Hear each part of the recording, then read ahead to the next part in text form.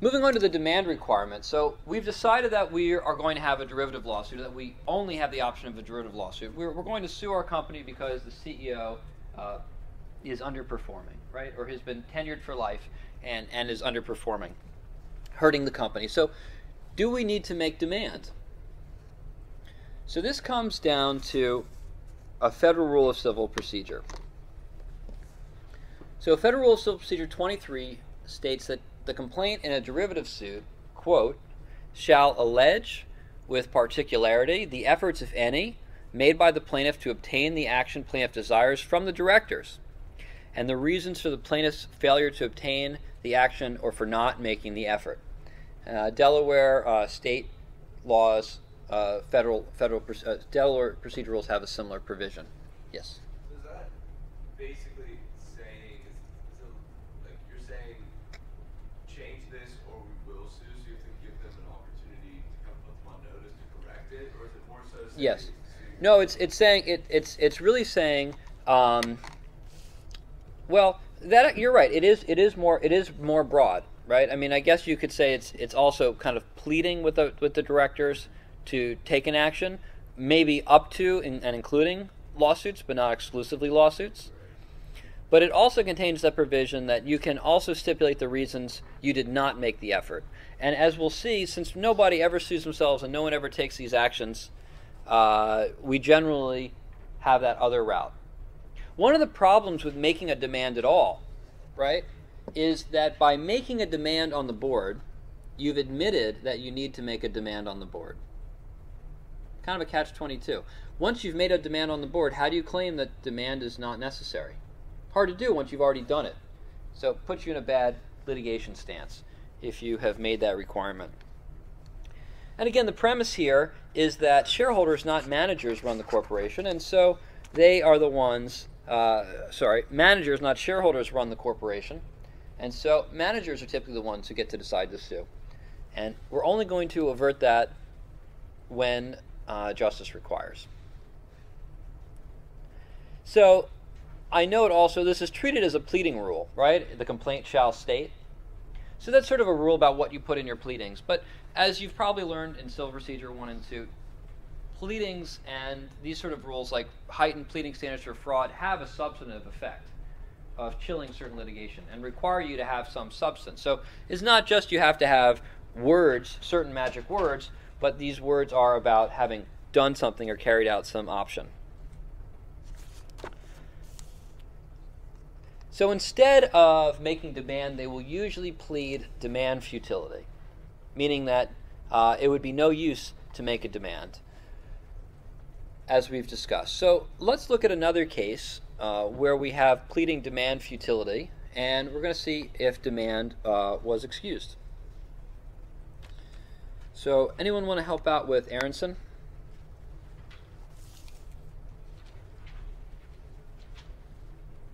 Yes, sir. Mr. Graham. The company gave a contract to Fink for $150,000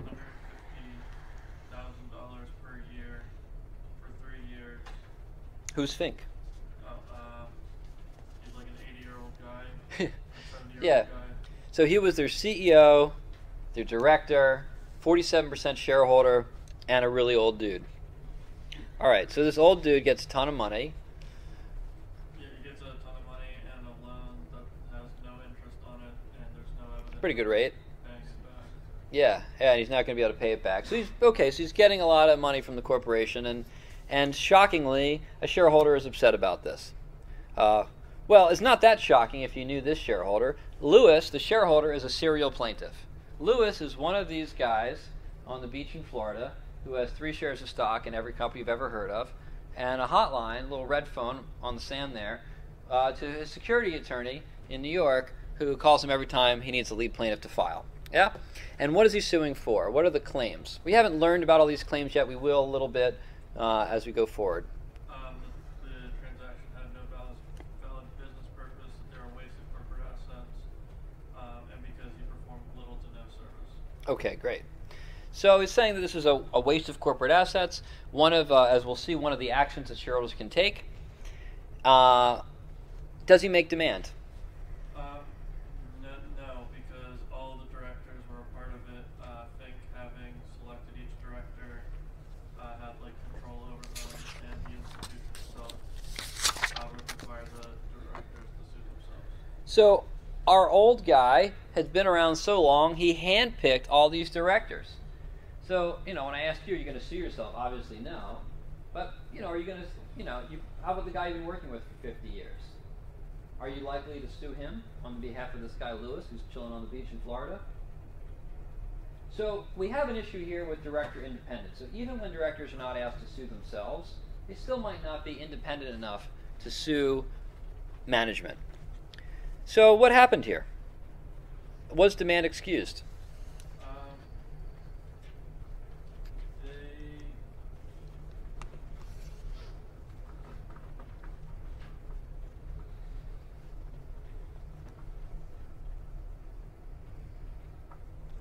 Thoughts? They ended up throwing out, they use a two-step rule of deciding whether there is demand futility, that the directors were disinterested, independent, and challenged the transaction, otherwise a product of a valid exercise of business judgment. Right, so they're not so quick. They're not so quick to say, okay, yeah, his friends from his golf buddies, his college buddies aren't going. They're not so quick to acknowledge that. They're going to apply a test for whether or not demand is excused, and they create this test that we see here: whether the directors are disinterested and independent, and whether the challenge transaction was otherwise a product of a valid exercise of business judgment. So, how do they respond to the issue of them being disinterested, independent and disinterested?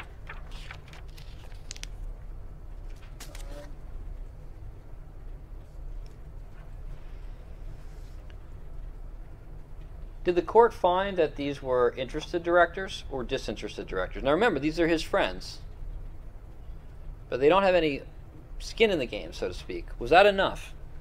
It seemed like they kind of sidestepped it and missed that the allegations were conclusory and kind of... They certainly didn't think there was enough here, right? Right? There was not enough here for the suit to proceed, right? This was not a final dispositive motion. So what happens here? Well, the court found that the directors were sufficiently independent and said it is the care, attention, and sense of individual responsibility to the performance of one's duties, not the method of election to a position, that generally touches on independence. So, number one takeaway from here, if you want, and aside from these things, are that independent can occur even when you've been appointed by the person being sued. So just being connected, being brothers, friends, appointed by the person who's being sued or the person who's at the center of that lawsuit or at the center of that waste does not by itself take you out of the realm of independence. And the court concluded that in the demand futile context, a plaintiff charging dominion and control, right? Dominion and control over directors, that's a big thing. More than friends, more than golf buddies, more than frat brothers, but having dominion and control over these people is what's necessary in such a way as to comport.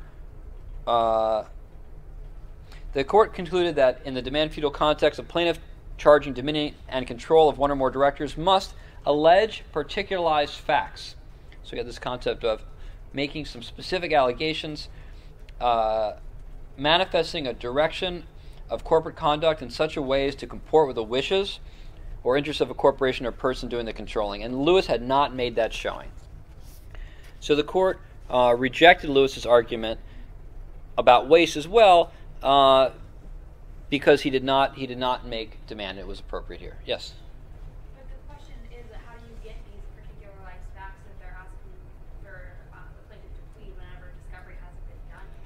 This is a chicken-egg problem with any time you have heightened pleading standards. This was the whole debate around. So we're in a law school, right? There was a series of civil procedure cases. First, it was it was Twombly. I forget the other party. It was first Twombly, and then what was the other party in that?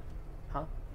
And then Iqbal was the next case. Yeah, Ashcroft versus Iqbal was the next in the series. Twombly applied, I think, to antitrust in particular, and Iqbal, and it brings up that exact point. We also have this issue when we deal with fraud, and anytime and it went all the way to the Supreme Court about that very issue. How do you get facts if the litigation process is meant to get those facts? And the counter argument is, but if we allow suits to proceed without facts, we're going to have too many frivolous lawsuits.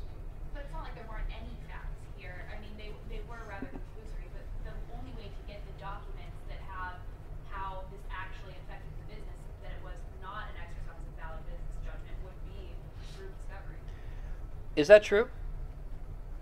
Is that true? How else can shareholders get this information? Couldn't the shareholders have just asked for it? Yeah, they probably could have asked for it, right? And that would have been probably the way to go. So in this particular context, I think we should be a little less troubled than we are in other heightened pleadings contexts, which again, something that's going across the board, because what was Twombly and Iqbal about? It was about optimizing litigation. And here we're about optimizing litigation. Here, shareholders do have some recourse. They can demand information. They have those information rights. So they can get access to some of these board minutes. They can find out how long the board met for. They can often look at the books and records. So I think we should feel a little more comfortable here because shareholders do have those information rights. I have any more points on that? Yeah, so shareholder inspection rights can show the board isn't flexible as well. So if you institute shareholder inspection rights and the board denies those, that can actually be pled in the complaint, saying the board is stonewalling us. So that is one way that sometimes plaintiffs do get around that. So because you might think, oh well, if the board would not give me my demand to sue, they also won't give me the documents. But there's a much lower burden for shareholders to get their inspection rights. And when boards refuse those, that often is pled as, they're essentially, that's evidence in itself of maybe some bad action or some complicity with that. So then under this Aronson standard, what does a disinterested board look like? What does it take to be disinterested? Is that a high standard or a low standard in this context? Well, first off, I'll tell you what it's not. I mean, interested does not mean picked by majority stockholder. That's not enough.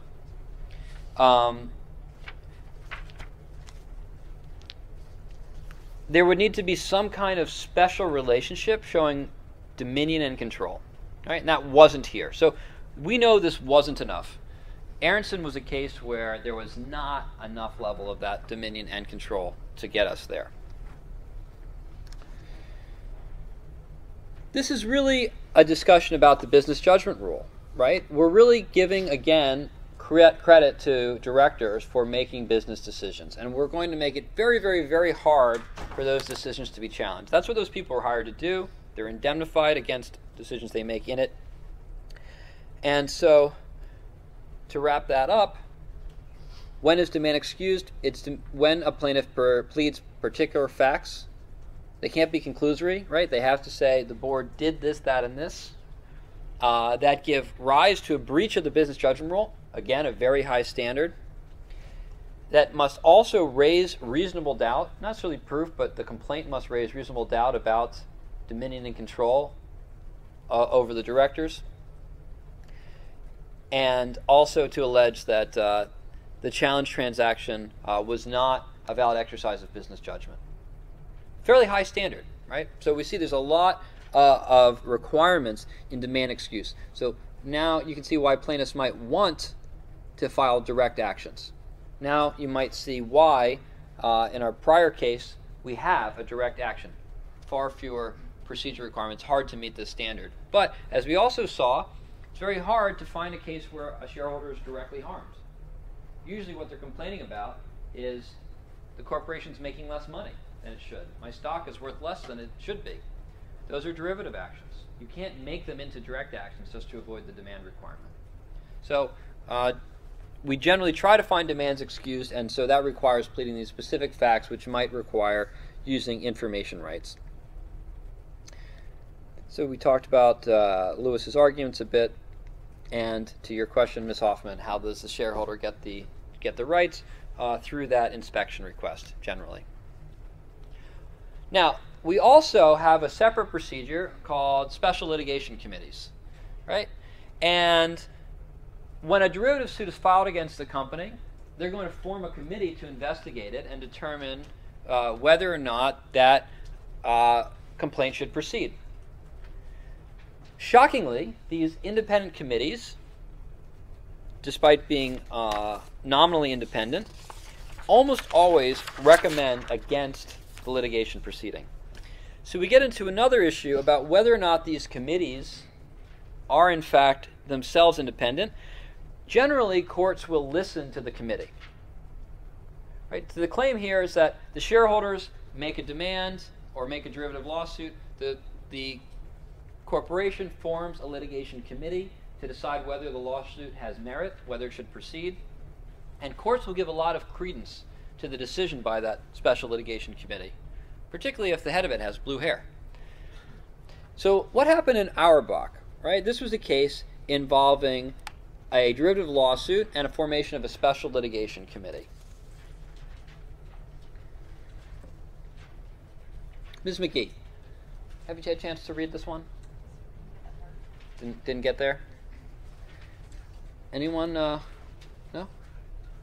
I see a lot of hesitation here. Did we not get this far? All right, I'll go ahead and do this one. You can get prepared. I'll be calling on someone for our next one, Zapata.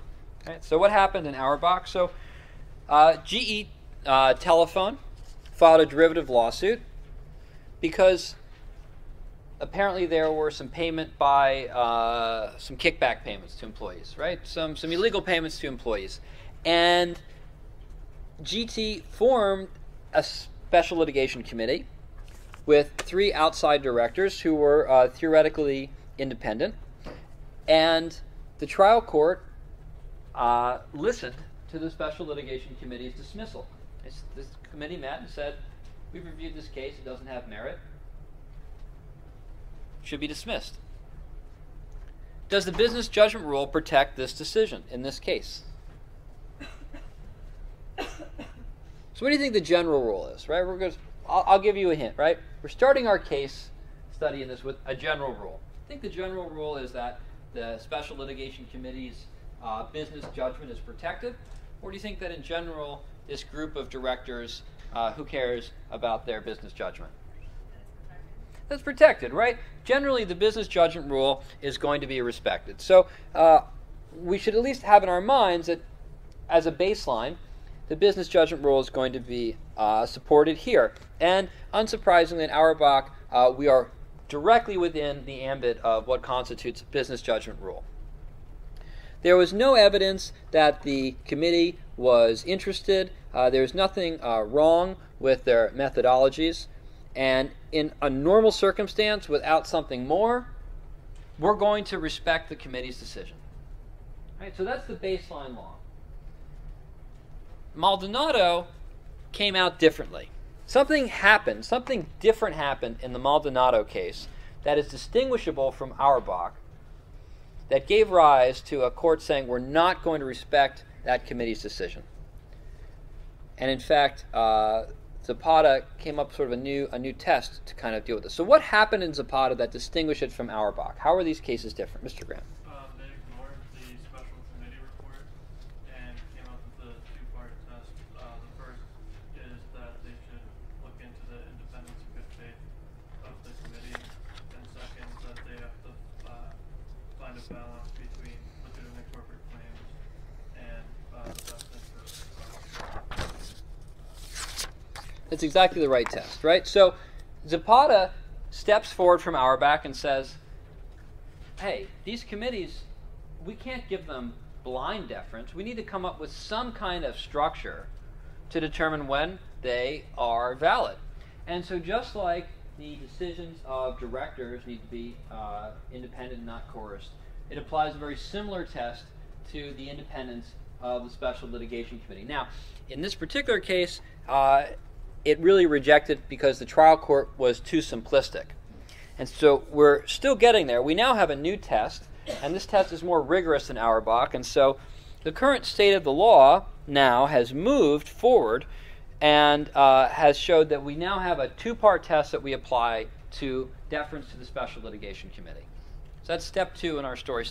And the reason for this test is this idea that there is structural bias in boards, that board members do want to help their buddies out, that they are not necessarily, that these special litigation committees are not necessarily independent, and we're no longer going to give blind deference to their independence. So we're still going to respect the business judgment rule, but we're going to be a little more, we're going to scrutinize a little more heavily whether or not courts or litigation committees are actually employing their independent judgment. So this is not as deferential as Auerbach, and without getting into all the details, there was an additional case in 2008, United Health. United Health kind of came out in the middle. So we have the very deferential Auerbach approach. We have the much more restrictive Zapata two-step test. A lot of two steps in this one. And the current state of play, just your edification, by state, is generally somewhere in between, meaning we don't give blind deference to special litigation committees. We don't always scrutinize them quite that heavily. But what should you know? Again, both the directors and the special litigation committees will have their business judgment respected when they're independent. What does independent mean? It means that they're not under the dominion and control of somebody else, right? Which is a fairly low standard. I mean, dominion and control is something very extreme and something you're not going to often find. All right. And finally, our wrap-up case on special litigation committees was Einhorn versus Culea. Should have made that font a little bigger. I guess you probably can't read that from where you're at. Sorry about that. I'll read it for you. All right. So Culea was the president, manager, director, majority shareholder of Northern Labs since 1986. And that's the guy who's got a Northern Labs shirt. It's a real company. These are all real companies, I guess. Some of them don't exist anymore, but they all did exist. So what are we looking at here? Something similar to Auerbach, right? Remember in Auerbach, we had a guy who's 47% shareholder, manager, director, got a sweetheart deal. And Einhorn was a director and a minority shareholder. Culea tried to get a performance bonus from the executive comp committee. So within the board forms subcommittees for different matters, including executive compensation. Usually the person who's being compensated is not on that committee, or they have to recuse themselves. But his wife was. Yeah? So by the way, I don't know if anyone here, is anyone here married? If your husband wanted more money and you got to decide whether or not he would get it, would you be completely independent in your decision? Probably not, right?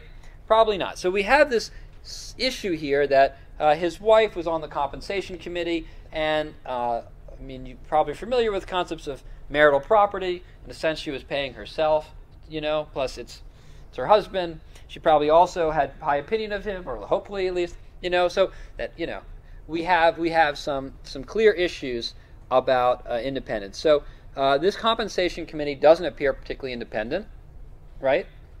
Got your wife on the compensation committee. It's a nice leg up. Einhorn sues, saying this sweetheart deal was a breach of fiduciary duty. He was originally dismissed because he filed it directly. Right? Think about why that's not a direct lawsuit, why that's not a good direct lawsuit. Came back, filed it derivatively, and they comprised a special litigation committee with these, I love these names, Chewing, Bonk, Chua, and Beagle. Yeah, who voted 3-1 to dismiss the suit, kind of shockingly.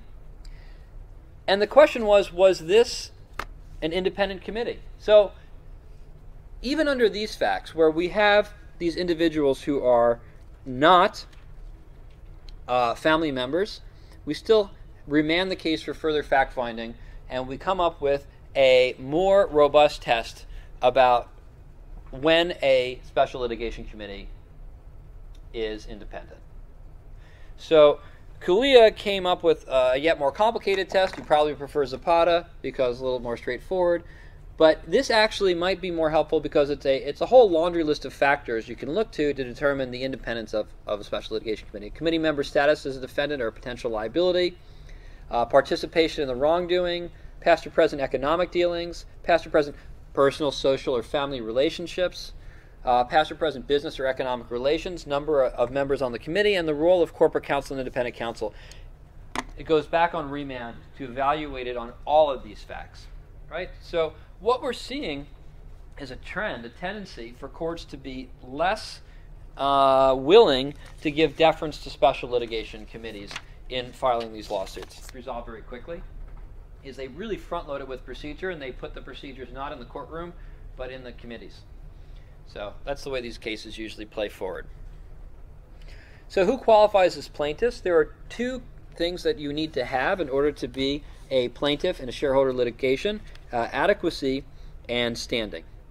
So adequacy is easy, right? To be an adequate plaintiff, you must have an attorney. That's kind of interesting. You can't sue sua sponte, right? You can't sue without representation of counsel. Fine, plaintiff's attorneys probably like that. I wonder if the plaintiff's bar was involved in that. But in fairness, the idea here is that attorneys are supposed to provide a screening mechanism. They're supposed to help prevent frivolous lawsuits from moving forward. And in addition, the plaintiff can't have interests that are antagonistic. When could a plaintiff, by the way, be a shareholder and have antagonistic interests? Yeah.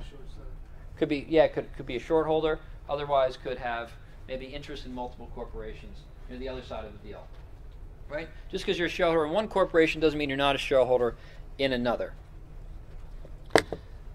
So I like this case because of the language, puppets for fee-hungry lawyers. So here we have two named plaintiffs, right? And these are our prototypical old guy on the beach in Florida with 3 shares of everything.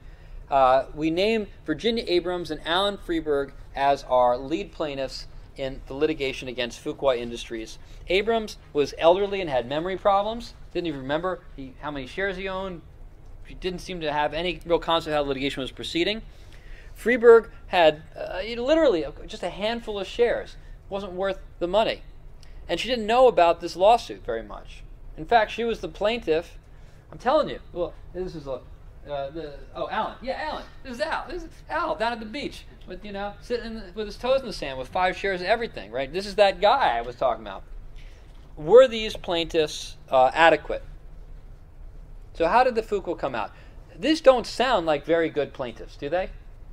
Got an old woman who can't remember and an old guy who has no interest. Good plaintiffs, bad plaintiffs? Good plaintiffs. That's the punchline. These were adequate plaintiffs, right? They are not disqualified on this basis. Doesn't take much.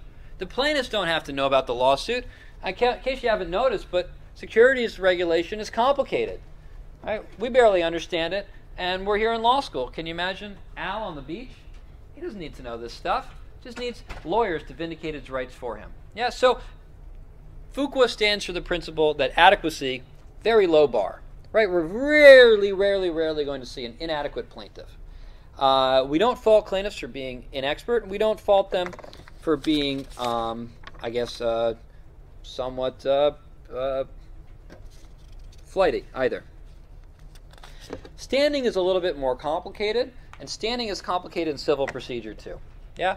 And like I mentioned, I'm not a litigator, and so I don't have a whole lot to say about standing. I'm going to keep it simple. Standing requires, in my world, right, in my classroom world of simplified litigation procedures, requires 3 things. The shareholder has to be, 2 things. Plaintiff has to have an equity interest in the corporation, not a debt holder, but an equity holder. And he has to maintain that holding when the suit is filed, at the time of the wrongdoing, and throughout the litigation. That's it. That's standing. Also not that hard to meet in terms of procedure, but it means that you have to hold stock in a company that could be losing fast. Lawsuits drive stock price down. There's an incentive for plaintiffs to sell their shares. You might even want to sell your shares right before you sue because you know the price is going down. You might want to short sell your shares before they sue because these things drive the price down. And so we have this requirement that if you want to sue, you need to keep your shares throughout the litigation and have held those shares at the time of wrongdoing. This, by the way, is different. Remember, our case about information rights, we had the shareholder who was not a shareholder when information was created. He got access to that information because it related to his interest as a shareholder presently. We're in a different situation here with shareholder litigation. So, to sum up, a derivative lawsuit is a suit by a shareholder on behalf of a corporation. And a shareholder class action is a suit by a class of shareholders on behalf of themselves. In the case of a derivative suit, we have the demand requirement, and we talked about how that usually people try to claim demand futility and then have to deal with the special litigation committee's also rejection of that case. So we have two major procedural hurdles. So you might think you'd prefer to be in a direct lawsuit. But direct lawsuits are hard because there's not a lot of direct harms that managers do, unless they're stripping you of your own rights as shareholders that you're entitled to vis-a-vis being shareholders. And class actions aren't that straightforward either. So what do we need? We need particularized facts to show demand futility. And what does that mean? We need to show that the board is dominated or controlled. And so look back at the Zapata test. Look at the 7 factors. That's the core learning from this section. How do those factors apply to the directors of the Special Litigation Committee in determining whether or not demand would be futile? Because that's usually how these cases go out. So the takeaways from today, and I'll wrap up, we're done on this slide. Key takeaways: know how to decide if a case should be direct or derivative, right? 2 ways to do that. Look at the Delaware 2-step test on that slide, and look at that chart with the side-by-side images showing which cases typically harm shareholders themselves and which typically harm corporations, right? If they harm the corporation, derivative suit. If they harm shareholders, direct suit. If we're in the world of a direct suit, we have our class action issues to deal with, which Professor Baker McKee will illuminate you on. But really, much more of the cases, and the cases that will concern all of the fiduciary duties we will learn in this chapter. Yeah? So what matters to the next month of our study together is the derivative suit stuff, because those are those fiduciary duties. We're going to start learning about those. When those are breached, derivative suit, we need to have demand be futile, so we need to prove that. Look at the demand futility test. Understand that that has evolved over time to be a little bit easier to show. Meanwhile, the deference to the Special Litigation Committee has decreased since Auerbach, and look at the Zapata 2-step test and our 7-factor test to analyze that. In terms of adequacy is almost always met, even if you are essentially drunk on a beach with 3 shares in your pocket, which actually happens a lot. Standing is a little bit harder because you have to hold the shares throughout the entire litigation, and there's that temptation to sue. So that's it for this section.